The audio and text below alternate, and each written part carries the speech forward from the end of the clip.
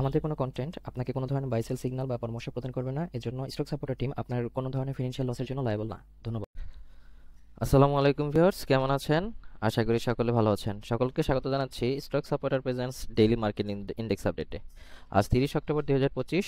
আজকে market 29.82 point বেড়ে 5122.22 পয়েন্টে এসে ক্লোজ হয়েছে, যার ভলিউম হয়েছে 14.85 ক্রোড়, ভ্যালু 73.10 ক্রোড় এবং ট্রেড হয়েছে 1,60,357টি। মার্কেট ট্রেন্ডে আজকে 241টি স্টক আপ ট্রেন্ডে আছে, ডাউন ট্রেন্ডে 81টি এবং নিউট্রালে আছে 72টি। মার্কেট সেন্টিমেন্ট প্রায় নিউট্রালের কাছাকাছি। টপ স্টক গেইনার আছে তমিজ টেক্সটাইলস, এরপর আছে ফার্স্ট ফিন্যান্স, অ্যাসালম সিআরএসটি,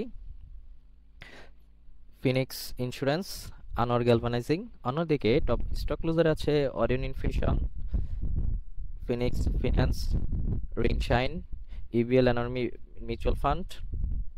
টপ সেক্টর বাই গেইনে আছে জেনারেল ইন্স্যুরেন্স সেক্টরটি, এরপর আছে textile, pharmaceuticals and chemicals, engineering. অন্যদিকে টপ সেক্টর বাই ভ্যালুতে আছে pharmaceuticals and chemicals, engineering, textile, miscellaneous. আজকে ব্লকে সবচেয়ে বেশি ট্রানজেকশন হয়েছে প্রাইম ব্যাংকের স্টকটি, প্রায় 19,80,000-এর মতো। তো চলুন আজকে আমরা সুপার চার্টসে চলে যাই। সুপার চার্টস থেকে আমাদের গত দিনের লেআউটটি লোড করে নেই।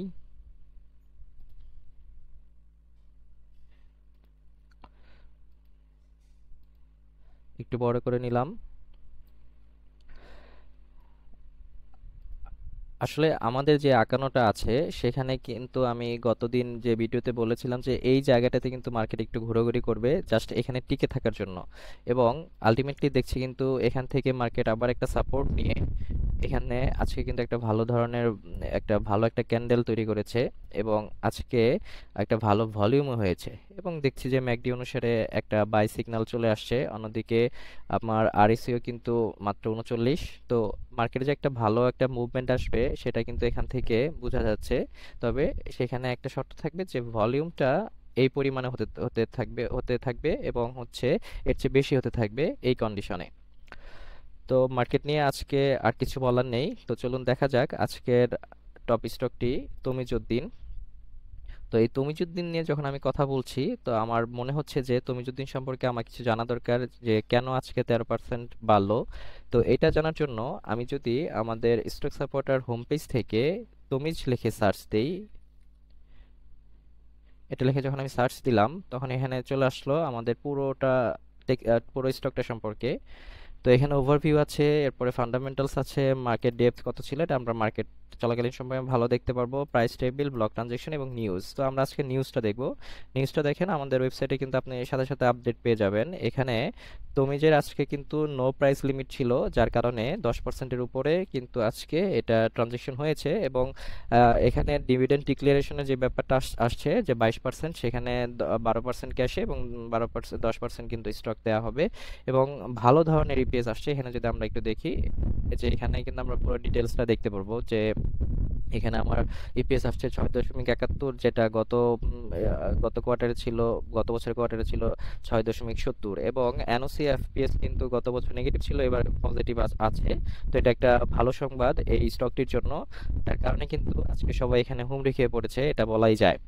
তো এরপরে যদি আমরা বলি যে আসলে এটা আসলে কত দূর পর্যন্ত যেতে পারে, যদি দেখি প্রথমেই যে ম্যাকডি অনুসারে এটা 28 তারিখে একটা বাই সিগন্যাল আসছিল, এবং সেখানে আজকে 64 একটা আরএসআই দেখাচ্ছে। তো আমরা এটা না দেখলাম, আমরা যদি এখানে পুরোটা দেখি এবং এটাকে যদি আরেকটু জুম আউট করি তাহলে দেখব যে এটার আসলে বর্তমান পজিশনটা কোথায় আছে। আমরা একটু জুম আউট করছি, আমরা জাস্ট হচ্ছে পুরো সিনারিওটা দেখার জন্য আমরা এই জুম আউটটা করলাম। আপনারা আমাদের ওয়েবসাইটে কিন্তু সব ধরনের ফেসিলিটিস, আপনার চার্টটা কিভাবে দেখবেন সবকিছু এখানে সুন্দরভাবে দেখতে পারবেন। তো এখানে দেখা যাচ্ছে যদি আমি একটা ছোট করে একটা এই জায়গাটাতে একটা দাগ দেই, এই জায়গাটাতে, এবং হচ্ছে দাগটা আমি একটু বোল্ড করে দিব ধরুন এটাতে, এবং হচ্ছে কালারটা দিলাম সাদা কালারে।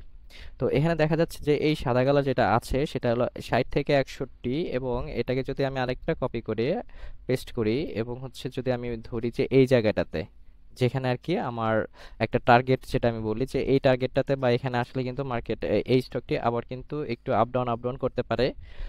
এবং এরপর যদি আমরা দেখি তাহলে এই জায়গাটাতে এটা আসতে পারে, এই জায়গাটাতে এখানে আসতে পারে, যেটা হচ্ছে 219।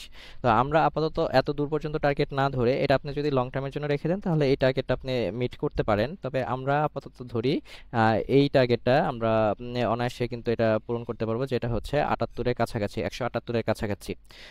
তবে সেখানে একটা শর্ত হচ্ছে ভলিউমটা কনসিস্টেন্সি রাখতে হবে। এবং আমরা যদি দেখি যে এই জায়গাটাতে যে ভলিউম হয়েছে, এই যে এই বড় বড় যে ভলিউমগুলো হয়েছে, এই বড় বড় যে ভলিউমগুলো হয়েছে, এই ভলিউমগুলা দেখা যাচ্ছে যে আমার 259, 250-এর কাছাকাছি, এটা হচ্ছে আবার 227 থেকে 60-এর কাছাকাছি, এখানে হচ্ছে 217-এর কাছাকাছি। তো সেটা যদি দেখি তাহলে আমার এই 178 কিন্তু এখানে এটা মিট করা কিন্তু মানে কোনো আহ, কঠিন কাজ হবে না এই স্টকটির জন্য। তো আজকের এটার আপডেট এই পর্যন্ত। সবাই ভালো থাকুন। আসসালামু আলাইকুম।